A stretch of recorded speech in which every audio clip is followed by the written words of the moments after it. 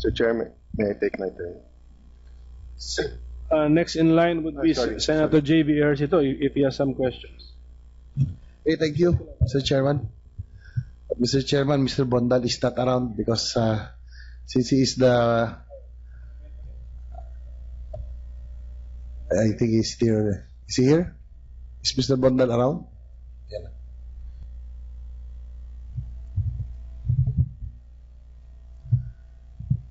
Magandang hapon po, Mr. Bondal. Opo. Maaari po ba kayo magpakilala sa committee ito? Ano po ba ang inyong affiliation? Saan po kayo nakatira? Ako po ay si Renato L. Bondal. Nakatira po ako sa Palanan, Makati, 5222 Fahrenheit Street. Ako po ay isang practicing lawyer. Ilan po? Kayo po ba ay tumakbo ng Mayor ng Makati? Kanina po ay nabanggit, narinig ko na kayo po ay tumakbo noong 2013. Tama po ba yun? Tama po. Ano nga hong partido? Anong partido ho? Noong una po, nabigyan ako ng KONA. Tama po yung pinakita nila, pero hindi po yun ang tunay na katotohanan. Nabigyan po ako ng KONA ng Nationalista Party. After a while, winidraw po yung aking KONA. Kaya nung pumasok po ang campaign period, hanggang sa eleksyon, ako po ay independent candidate. Tanong ko na rin, ano pong nag-udyok sa inyo na maghain ng kaso plunder sa mga kasalukuyang opisyal ng Makati? At kung sakali, ito ba'y unang pagkakataon na kayo po ay nag-file o nag-file na rin kayo noong nakaraan ng iba pang kaso? Well, before po, ito po ang baling pangalawang kaso na final ko laban sa mga Binay. Noong 1998, libo-libo pong mga empleyado ng Makati Action Center ang biglang tinanggalan ng trabaho. At tapos nakita po namin na doon sa payslip, tinatanggalan sila ng GSIS, withholding tax, etc. Pagdating namin sa mga ahensya ng gobyerno, wala naman mga pangalan ng mga tao doon, hindi nakarehistro. Base po doon sa facts na yun, nagsampa kami ng demanda sa ombudsman. Although yun po na-dismiss. So pagkatapos po ng maraming taon, ito na lang po ang pangalawang demanda ko po. So 2 beses lang ho kayo nag-file ng kaso? Pangalawa po. Pangalawang ho. Ano po ang naging hatol sa unang kaso? Sabi ko na po, na-dismiss po. Na-dismiss po. Nagtatan na po. Parang medyo may galit kayo. Wala ho. Okay. Mukhang may puot. Wala ho. Okay. Nakapunta na ho ba kayo sa Makati City Parking Building? Opo, nakaparada na rin po ako doon. Kasi po kanina, yun po ang basis ng inyo pong complaint, no? Yung Makati City Parking Building. Ito ba ay parking building lamang o may halong opisina? Hindi pa ako nakakapunta doon sa mga floors na sinasabing may opisina, pero tinatanggap ko po na may mga opisina po. At ang isa pang katanungan ko rin ay Attorney Bondal, doon ho sa final yung plunder case, no, sa mga kasalukuyang opisyal ng Makati at sa mga nakaraan, bakit ho hindi na isama? Ano po ang rason? Pwede mo bang ilinaw nyo sa committee ito, bakit hindi kasama si Vice Mayor, dating Vice Mayor Ernesto Mercado, na siya po ang presiding officer at kasama po siya sa nag-aproba nitong proyektong ito, at kasama rin at isa pa yung kasalukuyang Vice Mayor. Bakit ho silang dalawa lang specifically ang hindi na isama sa kaso? Kasi po nung una nga po, nung aming sinampa yung nung July, hindi po namin alam yung circular ordinance na dalawa. Particularly yung 2008 ordinance na may 500 million. Wala po kaming kopya noon. Kaya nga kapos yung aming amount pala na 1.56 billion lang. So nung kumalat na nga po ito yung internal memorandum ni Ms. Cecil Caganan at lahat ng tao may kopya na, nagkakopya din kami, nakita po namin na wala kaming nung ordinance na 2008. Doon po yung sinasabi nilang kasama raw ang pangalan ni former Vice Mayor Mercado at ni ngayong Vice Mayor Kid Peña po. So nung hindi namin sila sinama kasi nung hindi pa namin nakikita yung ordinansyang yon, nakita po namin na attested lang ho ng Vice Mayor yung ordinansya under the local government code, trabaho ng Vice Mayor yung mag-attest. At sabi ng mga Supreme Court decisions, kung ginagawa lang ng Vice Mayor yung kanyang ginagawa na nag-a-attest, Eh wala hong problema, wala raw ho silang kaso doon. O ngayon, narinig ko po kanina na pinatatawag na po ng committee si former Vice Mayor Nestor Mercado at si Vice Mayor Kid Peña para humarap po sa inyo.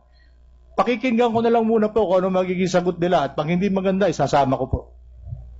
Tatanong na ko lang din kaya na kay Mayor Junjun Binay, ito ba si dating Vice Mayor Ernesto Mercado at Kid Peña, sila lang ho ba sa kasalukuyang council at sa nakaraang ang hindi kasama sa partido nyo sa lokal? Pakiulit po, Senator. Itong si Vice Mayor Mercado at Kid Peña, sila yung hindi na isama sa complaint. So sila lang ho rin ba yung hindi kasama sa kasalukuyan sa inyo pong council sa lokal? Si Kid Peña ba ay at iba bang konsyal, meron ho ka bang oposisyon sa inyo? Bale, sa current po na lineup ng mga namumuno sa city, isa lamang po ang hindi po namin kapartido. Yun nga po ang current Vice Mayor po ngayon ng Makati. So, siya lamang. Ng buong council ay inyong kasama, kaya kasama rin sila sa kaso. At si Kid Peña, na inyo pong Vice Mayor, hindi nyo kapartido, siya po ang hindi na isama sa kaso. Tama po yan. Mr. Chairman, just like to ask also, si Mr. Federico Cuervo, no? Of course, I know that your company is one of the more respected appraisers in the country. But in this hearing, I just like to ask your opinion. Wouldn't it be better to ask the opinions of a quantity surveyor rather than a property appraiser? If the objective is to find out an accurate cost of the construction, yes. Now, if it is to find out what the market will pay for a similar structure, then a market value of a property appraiser will be appropriate. Okay, thank you. That's all. Anyway, may tatanong din ako kay Mayor Junjun para maklaro din. Ito pong lokasyon ng inyo pong City Hall compound, ito ba ay pareho doon sa mga binanggit nilang yung napakitang mga buildings kanina, no? Sa Greenbelt, yung Shang Tower. More or less pareho ba ang pwede nyo bang ipaliwanag sandali, no? Kung anong type ng location, ito ba'y tabing ilog, mas malambot ang lupa, o pareho rin na adobe din siguro? Dahil lang alam ko Makati medyo matigas ang lupa. Pwede ba pakipaliwanag? Honorable Senator, magkalayo po ang site ng mga buildings po. Ang mga nabanggit na bilang paghahambing, sila po ay nasa Central Business District. Pagkakaalam po namin, ito po ay matigas ang lupa po dyan. Hindi po katulad nung nandun po sa current site ng mga buildings po namin. Kami po ay malapit sa Pasig River. At kaya nga po kailangan mas pagtibayan po ang pagtatayo po ng building po dyan. Wala ho, Mr. Chairman, do we have the presence of any engineer? Wala ho, no? This morning. Ngayon po, walang nakaupong engineer po dyan. Thank you, Mr. Chairman. Because I was also into construction before I entered public service, and likewise, of course, Mr. Federico Cuervo knows that. And likewise, I became also a mayor. And it is also a fact, Mr. Chairman, that the quality of soil, no, is very much a big factor in the cost of production of the foundation and the building itself. I'm sure Mr. Federico Cuervo, who's nodding his head, would agree with me. Do you agree, sir? Yes, the bearing capacity of the soil is will be the basis on the type of foundation to be used for the building. Yes, because in other parts, especially in as mentioned by Mayor Binay, in Central Business District, medyo adobe dyan eh. So more or less, the soil in that area is more stable if you would compare it to the soil beside in the Makati City Hall compound, which is beside the Pasig River. Am I correct, Mr. Cuervo? That's right. Okay, thank you. I would like to go back again to Attorney Bondal. Just to clarify, no, wag ho kayong not for anything. Kanina ho nabanggit ninyo na itong mga sources ng mga details ng Shangran Towers and residences ay nanggaling po sa Wikipedia. Tama ho ba yung narinig ko? Kasama po yun. Paano ho ba ang Wikipedia ho ay ano to pwedeng editable source ho ito. So this is not really a reliable source of information. So could you provide us with a basis of comparison besides Wikipedia? Ibabalik ko na lang po sa committee na kung pwede ho. Sa susunod po. Because Wikipedia, we cannot rely on that. Just to let you know, Attorney Bondan. Just for the record. For the record lang, Mr. Chairman, may I? Go ahead, please. Tungkol doon sa Wikipedia, for the information of the committee. The Wikipedia is good for information, but it is not reliable for legal information. Because anybody can edit, anybody can put in information sa Wikipedia. Just for the record. Thank you. Thank you, Senator Soto. You can proceed, Senator. Thank you, JB. Mr. Chairman.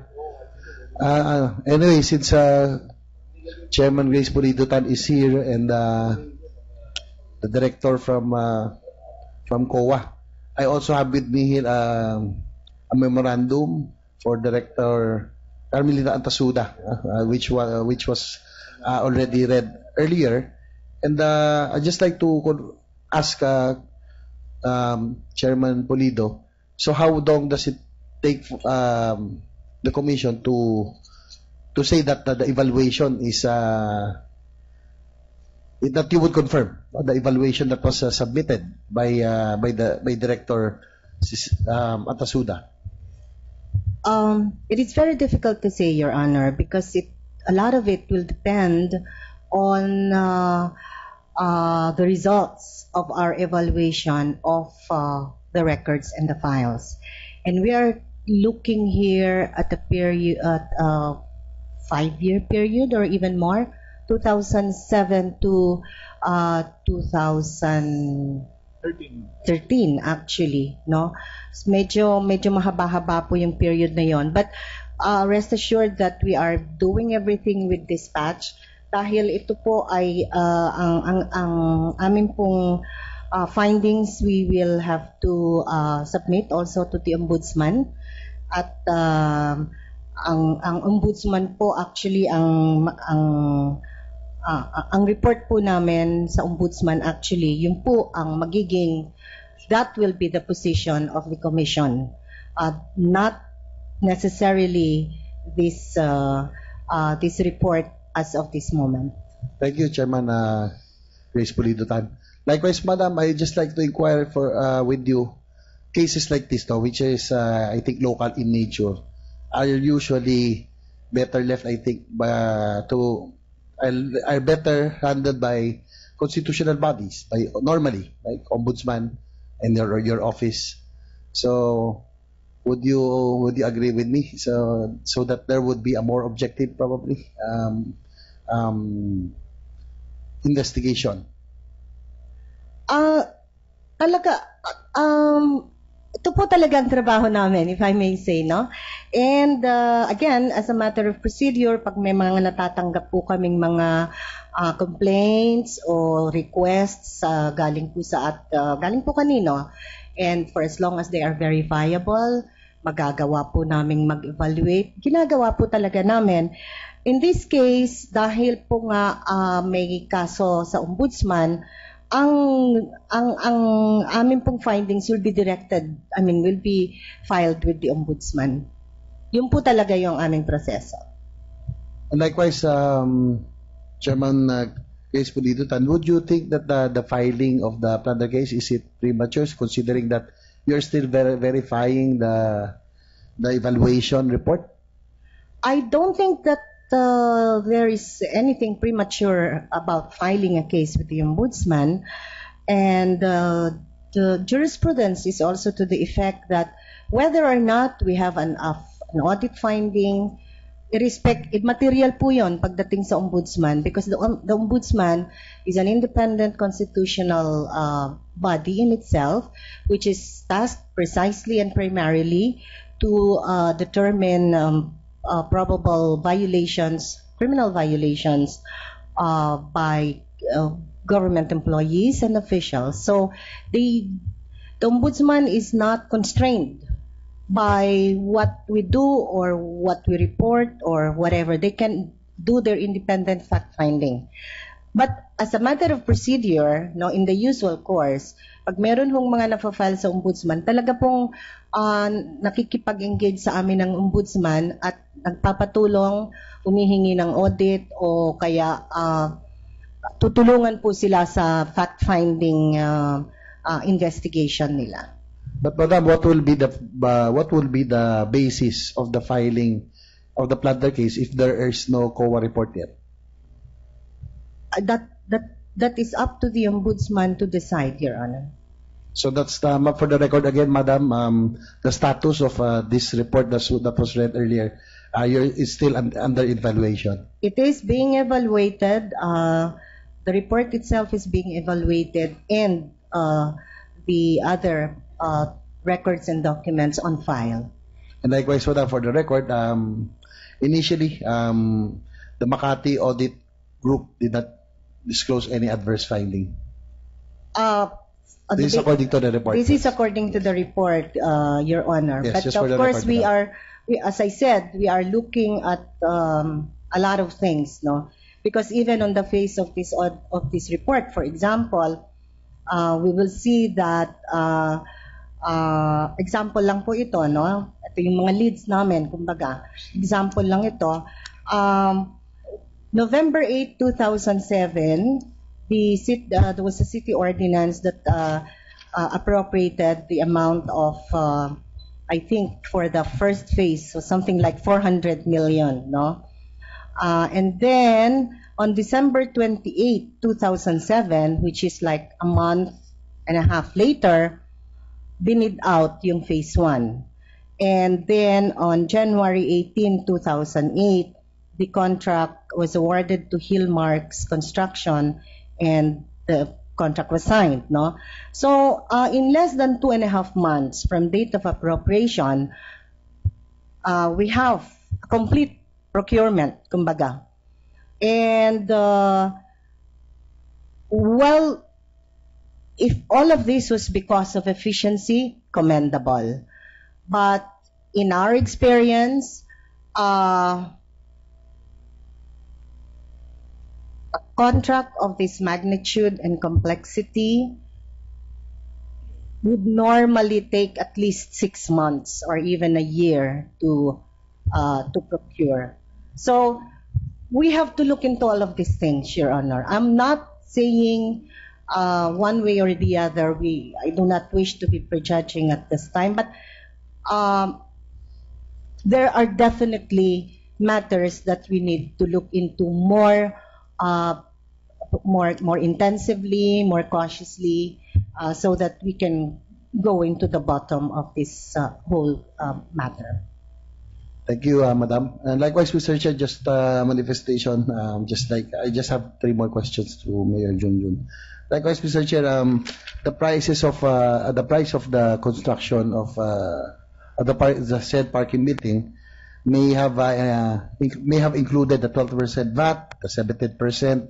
There's what you call as the overhead contingencies and miscellaneous expenses, no? Kaya yan po yung pwedeng magpataas. So probably the committee would like to take note of this. That's all, Mr. Chair. And so Mayor Junjun, just a few more questions. So sa dami-dami ng mga investigasyon sa iba't ibang issue na nakakasakutan ng inyong pamilya, sa tingin nyo ba ay nasisingle out niyo? Kasi kamakailan pati yung, kung di ako nagkakamali, pati yung Dasma Gate, umabot din dito sa Senado. So tingin nyo ba ay nasisingle out ang inyong pamilya? Well, I would like to think, Honorable Senator, na hindi naman sana. Yung nga lang, ito po yung mga kontrobersyang hinaharap. Ang masasabi ko po dito, handa naman po namin harapin po lahat yan at sasagutin po natin. Okay, maraming salamat, Mayor Junjun. Ito bang mga nag-aakusa sa inyo, halos lahat ay kilala ninyo? Kakilala po dahil nakakatunggal po namin sa politika, kung yun po ang tanong po ninyo. Mr. Chair, thank you very much. I just reserve my questions as we go along, and I just hope that we will continue this hearing. I hope that this would really be in aid of legislation rather than in aid of demolition or election. Thank you.